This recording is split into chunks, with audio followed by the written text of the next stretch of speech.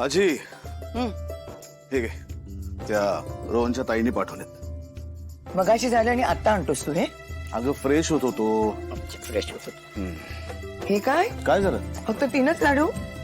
स्वानंदीने फक्त 3च लाडू कसे पाठवले? काय कमाल झाली, फक्त 3 लाडू पाठवले. अरे बापरे, बाकीचं कुठे गेले असतील? तू सांग ना कुठे गेले. मला काय माहित आजी. पण मला माहिती आहे. अरे कुठे? म्हणजे मधल्या मध्ये ना कुठल्या तरी बोक्याने फस्त केलेत लाडू. तसं नाही का आजी, मी आपला एकच लाडू थोडासा चवीपुरता खाऊन बघितला.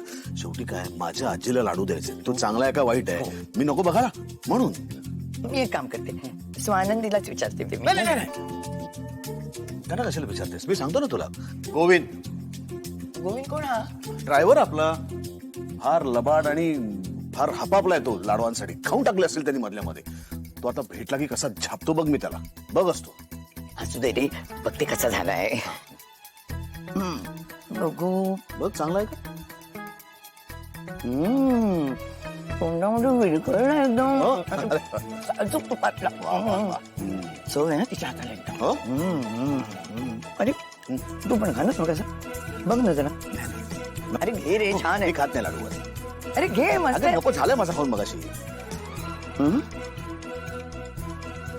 म्हणजे सांगितलं ना मी तुला आता की तुला द्यायचं म्हणून चवीपुरतं मी खाऊन बघितला.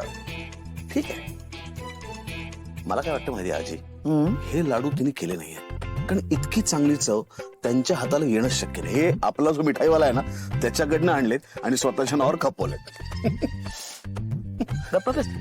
तिनेच केले ते लाडू आणि तिने मला सांगितलं होतं, अरे तिच्या हाताला ना चव आहे, सुगरण आहे रे ती. सुगरण वगैरे म्हणणे इतपत अजून काही केलं नाही त्यांनी.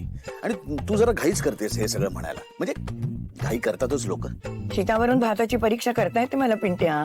म्हणजे हे केस ना मी उन्हामध्ये नाही पांढरे केले, कळलं ना तुला? कळलं. सुगरण आहे स्वानंदी, तुला चांगलं खायला प्यायला करून घालेल ती. आता माझी चिंता मिटली.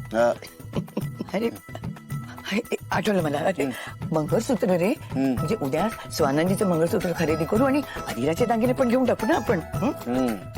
काय तुम्ही म्हणाल तसं. मी कळवते तिला, तुम्ही जा. मी नाही, मी जाणार नाही, तुम्ही जा. हे बघ, मला ना बाकी खूप काम आहे आणि मल्लिका जाईलच ना. तिचं माझं पटत नाही रे, म्हणजे उगीच मतभेद होती ना. तू जा. नाही मी जाणार नाही. मी जाणार नाही हे नक्की. बरं.